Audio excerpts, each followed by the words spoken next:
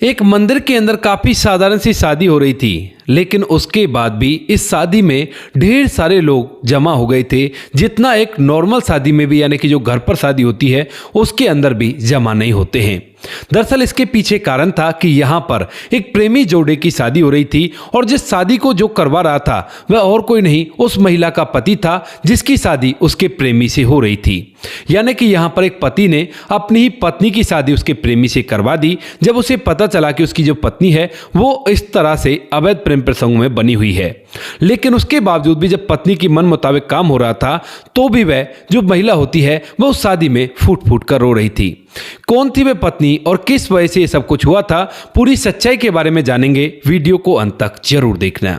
नमस्कार दोस्तों, मेरा नाम है जीतू। आप लोग देख रहे हो जीतू स्वदेश चैनल। वीडियो को ज्यादा से ज्यादा लाइक करें और चैनल को सब्सक्राइब जरूर से कर लें ताकि हमारा हौसला बढ़ता रहे। उत्तर प्रदेश में संत कबीर नगर के अंदर एक घनघटा थाना क्षेत्र पड़ता है, जिस क्षेत्र के अंतर्गत एक गाँव आता है। उस गांव के अंदर एक लड़का रहा करता है, जिस लड़के का नाम होता है बबलू। बबलू के घर में उसके माता पिता हैं, भरा पूरा परिवार है और कोई भी कैसी भी दिक्कत नहीं है। यहाँ पर जो बबलू होता है वो अपनी जैसी तैसी पढ़ाई उसे करनी थी, वैसी पढ़ाई लिखाई करने के बाद अपना काम धंधे पर लग जाता है। और जब बबलू काम धंधे पर लग जाता है तो यहाँ पर जो माता पिता होते हैं उसकी शादी की चिंता करने लगते हैं। बबलू के लिए इधर उधर लड़की ढूंढी जाती है और कई सारे रिश्ते बबलू के लिए आया करते हैं।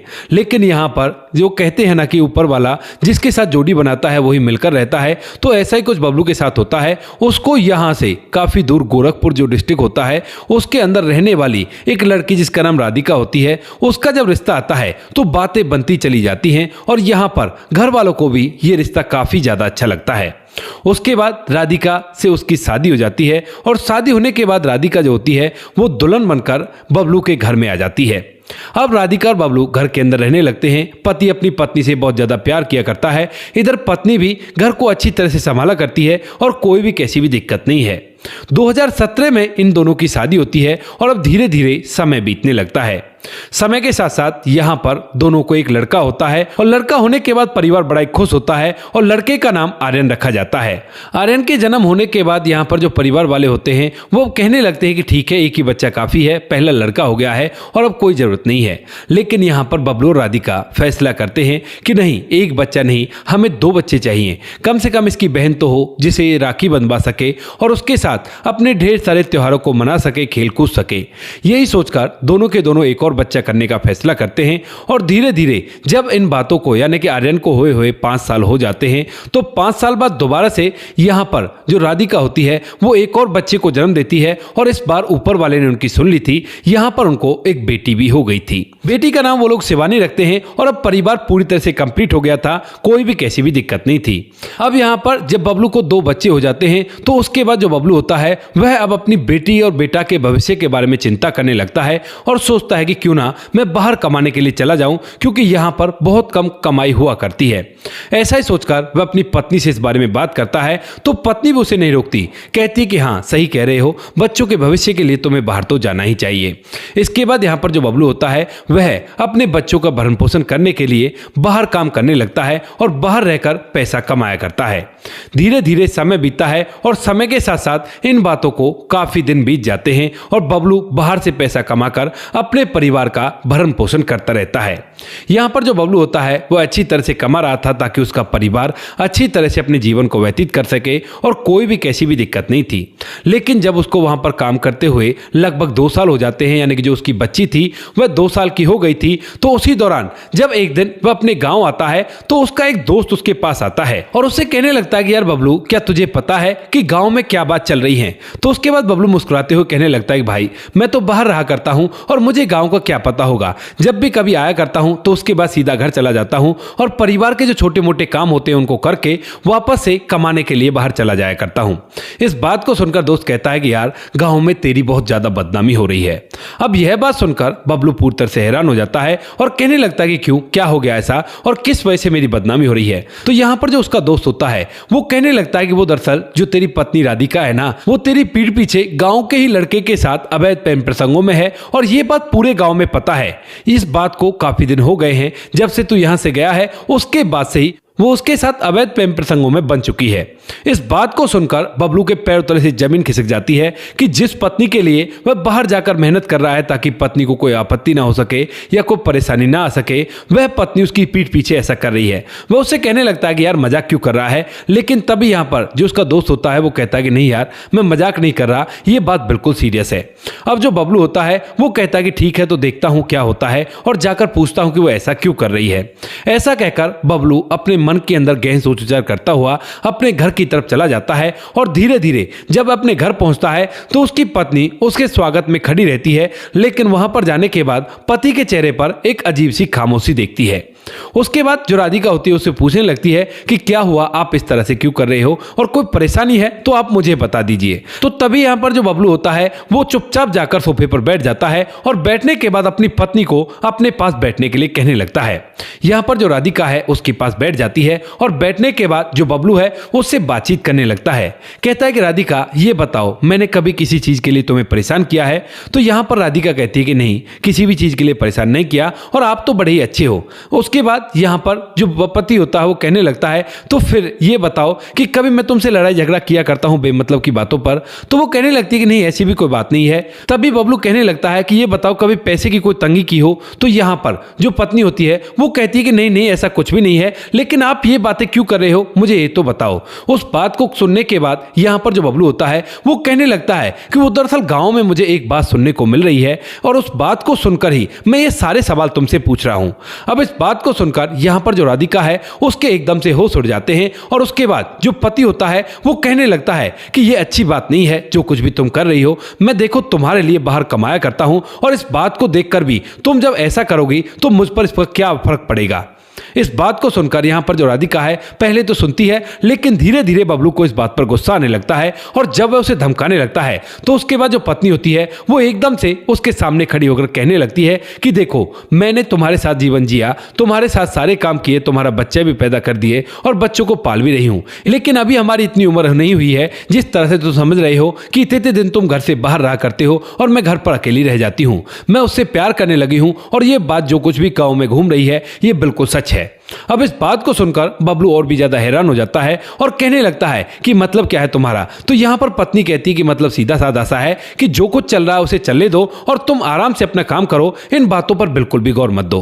लेकिन यहाँ पर जो बबलू होता है वो एकदम से खड़ा होकर कहने लगता है कि देखो ऐसा तो नहीं हो सकता कि मैं इन बातों को देखकर भी अनदेखा कर दूं। अब तो इस बात का तुम फैसला कर लो कि या तो तुम्हारी जिंदगी में वो रहेगा या फिर मैं रहूंगा। इस बात को सुनकर पत्नी साफ साफ बोल देती है कि मेरी जिंदगी में तो वही रहेगा और तुम बेशक से रहो या ना रहो इसका कोई फर्क नहीं पड़ता। इस बात को सुनकर यहां पर जो बबलू होता है वह एक बार तो गुस्से में आता है, लेकिन फिर अगले पल सोचने लगता है अपने बच्चों की तरफ देखकर कि अगर मैंने कुछ ऐसा वैसा कर दिया तो इन बच्चों का क्या होगा। यहां पर बबलू फिलहाल तो चला जाता है, लेकिन रात भर इस बारे में सोचता रहता है। पत्नी उससे कोई बातचीत नहीं करती है और जब सुबह होती है तो सुबह तक बबलू एक फैसला कर चुका था और उसके बाद सुबह सुबह उठकर अपनी पत्नी को बड़े प्यार से अपने पास बुलाता है और कहता है कि ठीक है अगर तुम उसे चूज करना चाहती हो तो मैं तुम्हारी उससे शादी करवा दूंगा, लेकिन उसके लिए तुम्हें मुझे छोड़ना होगा।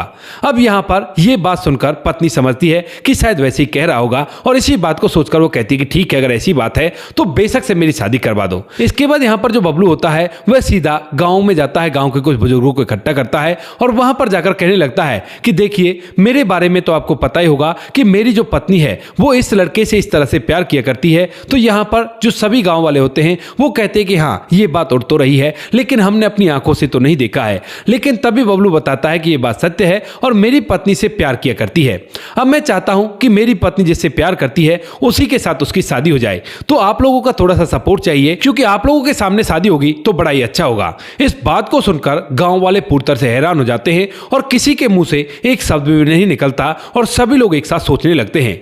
बबलू कहता है कि कोई बात नहीं, मैं अभी थोड़ी देर में तहसील जा रहा हूं और वहां से एक एफिडेविट बनवा दूंगा जिसके थ्रू वो मुझसे अलग हो जाएगी और उसके बाद आज ही मैं इस लड़के से इसकी शादी कर दूंगा और इस लड़के को आप बुला लाओ, कहीं ऐसा ना हो कि वो भाग जाए। इसके बाद गांव वाले भी उसकी भावनाओं को समझते हैं और कहते हैं कि ठीक है अगर ऐसी बात है तो कोई बात नहीं, तुम वहां पर पहुंचो और हम लोग उस लड़के को लेकर आ रहे हैं। इस बात को सुनकर यहाँ पर जो बबलू होता है वह सीधा अपने घर जाता है और घर से अपनी पत्नी को लेकर घनघटा तहसील पहुंच जाता है।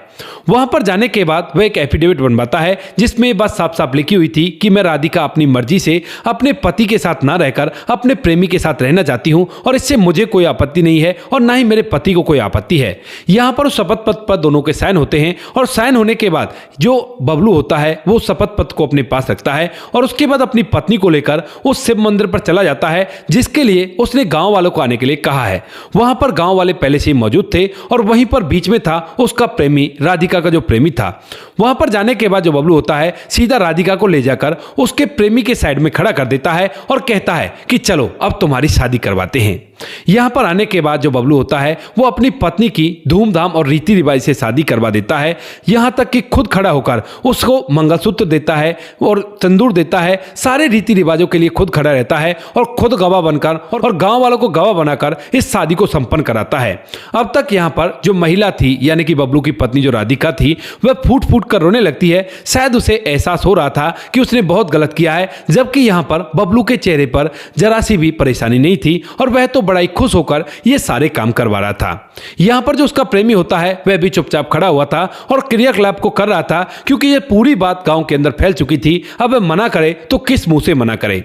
उसके बाद यहां पर इनकी शादी हो जाती है, लेकिन शादी जब खत्म ही होने वाली थी उससे पहले राधिका कहने लगती है कि देखो शादी तो मैं कर रही हूं लेकिन बता देती हूं कि बच्चों को मैं अपने पास नहीं रखूंगी। अब इस बात को सुनकर गांव वाले भी हैरान हो जाते हैं और वे भी सोचने लगते हैं कि बात तो सही कह रही है कि बच्चों की परवरिश ये कैसे करेगा अकेला। लेकिन तभी यहां पर जो बात बबलू कहता है उसे सुनने के बाद पूरे गांव वाले एकदम से मौन हो जाते हैं। बबलू ने बड़े ही प्यार से कहा कि कोई बात नहीं, उस बात की तुम चिंता मत करो, बच्चों को मैं अपने पास रख लूंगा और खुद ही उनका भरण पोषण करूंगा। फ्यूचर में कभी भी तुम्हें यह बात सुनने को नहीं मिलेगी कि बच्चों को यह परेशानी हो रही है और ना ही तुम्हें बच्चों से कोई लेना देना है। अपनी जिंदगी को आराम से व्यतीत करो और मैं तुम्हें खुश रहने के लिए कहता हूं कि अपनी जिंदगी को खुशियों से व्यतीत करो। ऐसा कहकर बबलू वहां से वापस लौट आता है और उसकी जो पत्नी राधिका होती है वह अपने प्रेमी के साथ वहां से चली जाती है। तो दोस्तों ये थी आज की कहानी। आपको जैसी भी लगी हो कमेंट सेक्शन में बता देना। वीडियो अगर अच्छी लगी हो तो वीडियो को लाइक और चैनल को सब्सक्राइब जरूर करें ताकि हमें थोड़ा सा हौसला मिल सके आप लोगों के लिए ऐसी अच्छे वीडियो बनाने के लिए। इन कहानियों को सुनाने का उद्देश्य किसी को परेशान करना बिल्कुल भी नहीं है। ये कहानी आपको इसलिए सुनाई जाती है ताकि आप लोग इन कहानियों में से कुछ ना कुछ सीख सको और अपने जीवन में उस चीज को अप्लाई कर सको। अब बारी आती है हमारे कुछ प्यारे सब्सक्राइबर की जो हमारी वीडियोज पर बहुत अच्छे कमेंट भेजा करते हैं और हमें सपोर्ट किया करते हैं। उनके नाम लेने की हमारे साथ है एमडी जहांगीर जी और कहते हैं कि सर मेरा नाम भी ले लीजिए। तो सर आपका नाम भी ले लिया है, आप टेंशन मत लो। दूसरा नाम आता है सुजीत कुमार जी का। सुजीत कुमार जी कहते हैं नमस्कार भाई जी, गुड मॉर्निंग, राधे राधे, कैसे हो आप। तो सुजीत कुमार जी हम तो ठीक है, आप सुनाइए आप कैसे हो। अगला नाम आता है शंकर स्वामी का। माँ की कहानी बहुत अच्छी लगी। तो शंकर स्वामी जी आपका भी तहे दिल से धन्यवाद अपना कीमती वक्त निकालकर हमें इस लायक समझने के लिए। उससे अगला नाम आता है मुनमुन श्रीवास्तव जी का। आपकी कहानी अच्छी लगती है, माँ ने बहुत गलत काम किया बच्चे के साथ। जी बिल्कुल, ये उस वाली घटना के बारे में कह रहे हैं जब एक माँ अपने बच्चे के साथ ही कुछ ऐसा कर देती है जो उसे बिल्कुल भी नहीं करना चाहिए था और फिर बच्चे का भूत आकर इस सच्चाई को सबके सामने लाता है। अगर आप लोगों ने नहीं देखी हो तो इससे पहली वीडियो है, आप लोग देख सकते हो जी तो सुदेश चैनल पर। रजत सैनी जी सुपर कहानी है। राम राम जी, राम राम रजत सैनी जी। आगे हैं यशवंत सिंह चौहान। यशवंत सिंह चौहान जी आपका भी तहे दिल से धन्यवाद अपना कीमती वक्त निकालकर हमें इस लायक समझने के लिए। उससे आगे नाम आता है राम गोसाई जी का। राम गोसाई जी आपका भी धन्यवाद। और उससे आगे नाम आता है मुकेश सिंह जी का। मुकेश सिंह जी कहते हैं कि आपकी कहानी से बहुत कुछ सीखने को मिलता है भाई जी, नमस्ते जी। नमस्ते मुकेश जी। बिल्कुल, हमारी कहानी जो होती है उनसे सबको सीखने को मिलता है कि जो गलतियां इनके अंदर दोहराई गई हैं उनको ना करें और ये लोग अगर ऐसा करते हैं तो उसके बाद इनका नतीजा क्या होता है, ये बातें सभी कहानियों में सीखने के लिए होती हैं। उससे आगे नाम आता है मोनू जैन जी का। मोनू जैन जी लिखते हैं वेरी नाइस। तो थैंक यू मोनू जैन जी, आपका तहे दिल से धन्यवाद। और बाकी जो लोग रह गए हैं वो लोग बुरा ना माने, आने वाली किसी वीडियो में आप लोगों के नाम भी आ जाएंगे। आप लोग इसी तरह से हमें सपोर्ट करते रहिए और अपना प्यार हमारे ऊपर बनाए रहिए। मिलते हैं किसी नेक्स्ट वीडियो नए टॉपिक के साथ, तब तक के लिए जय हिंद, जय भारत, जय हिंदुस्तान।